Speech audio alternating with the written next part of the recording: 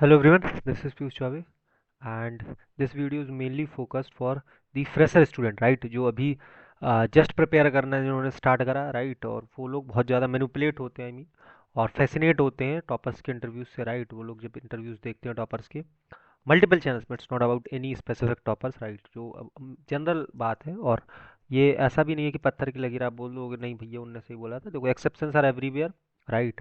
कुछ लोग genuinely guide करना चाह रहे हैं, but many are the manipulators, many क्या, most are the manipulators, right?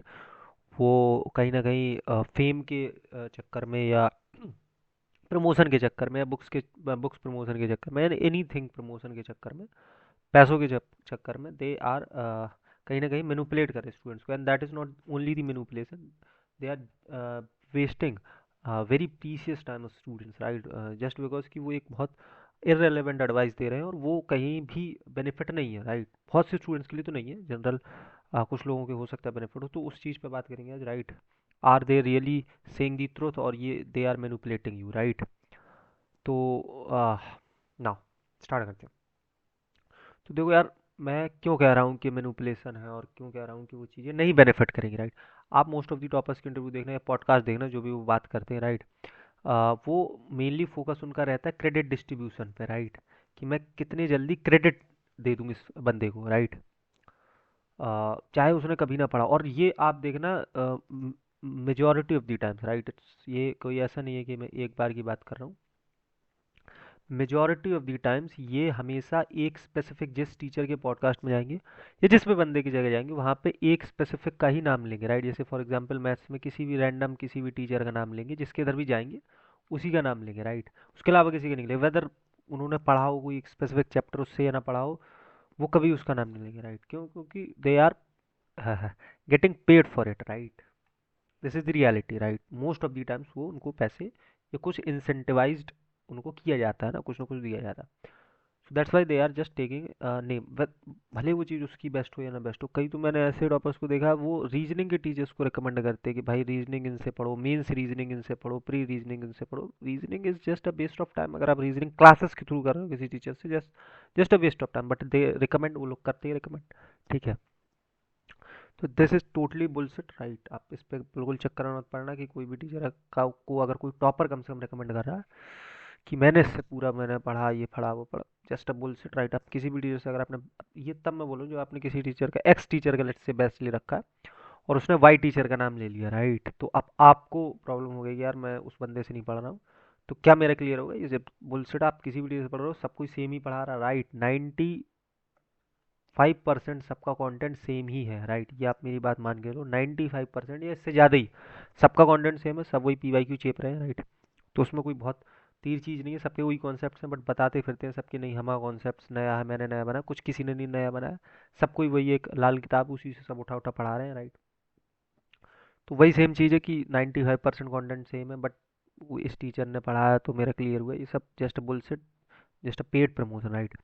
और क्या चीज़ है, ये एक तो ये सबसे बड़ी जो मैनिपुलेशन टेक्निक है, जिसकी वजह से बहुत स्टूडेंट्स कंफ्यूज होते हैं, और वो एक से दूसरे से तीसरे ये बैच ही बदलते रहते हैं। और दिस इज़ द रियलिटी, जो नए स्टूडेंट्स होते हैं उनको बहुत फ़र्क पड़ता है इससे। जब वो देख लेते हैं यार 16 ने, यार 17 ने, यार 18 ने, इन लोगों ने ये बात बता दी, यार 1 ने ये बात बता दी, यार 2 ने ये बात बता दी, तो वो सारी चीज़ें क्या हो, तुमको कहीं ना कहीं मैनिपुलेट तो करती ही, राइट? New resources, right? आप ये देख लेना, वो जो रेलेवेंट रिसोर्सेज है, PYQs हैं, उन पे उतना फोकस नहीं करेंगे, खैर स्टिल बोल दे, न्यू रिसोर्सेज कुछ बता देंगे कि ये फलानी मेंस का बैच आया था उनका, वो मैंने करा था, राइट?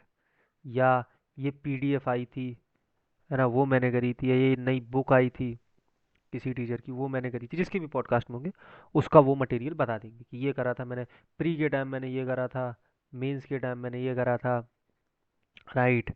ये सारी चीज़ें बताते फिरेंगे, और वो just a pure time waste है ना, उससे कुछ नहीं होने वाला।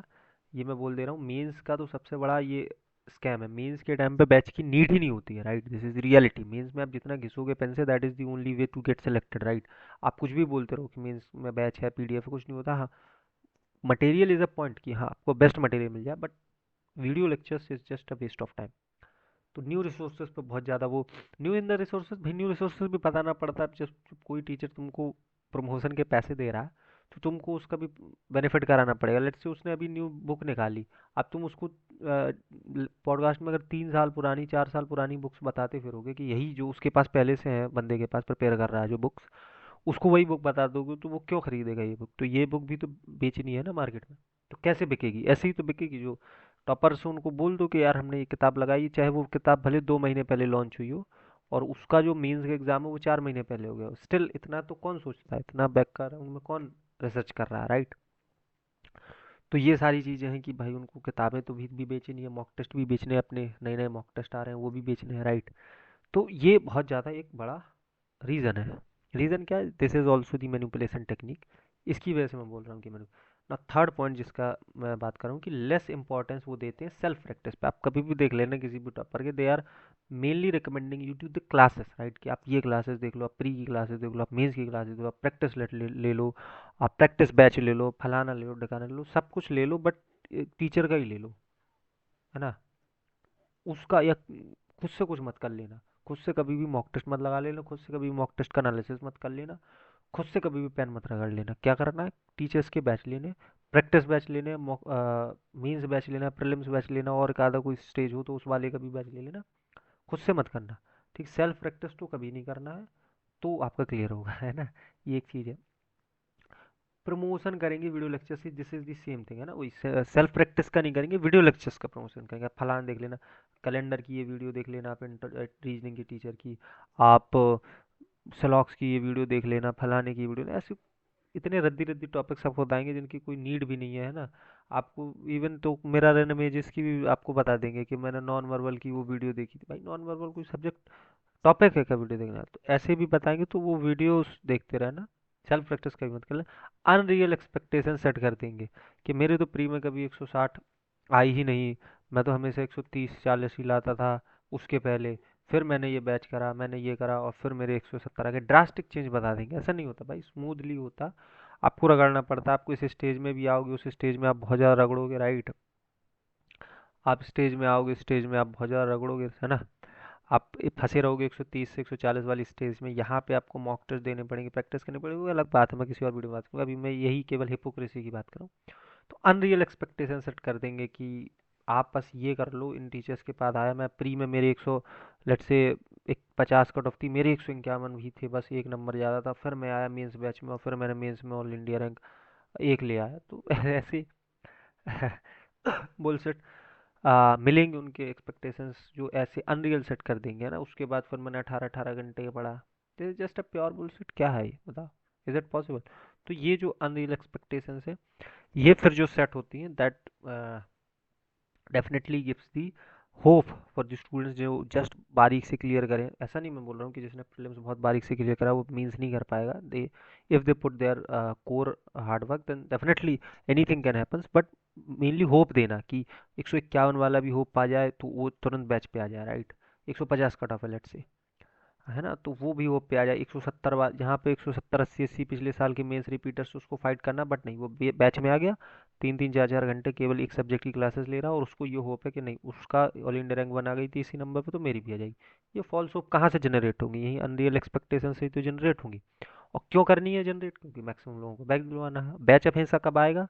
रिजल्ट से पहले। रिजल्ट तो चलो बहुत लेट आता, वो हमेशा पहले आएगा, और उसमें कट ऑफ हमेशा ही कम बताई जाएगी।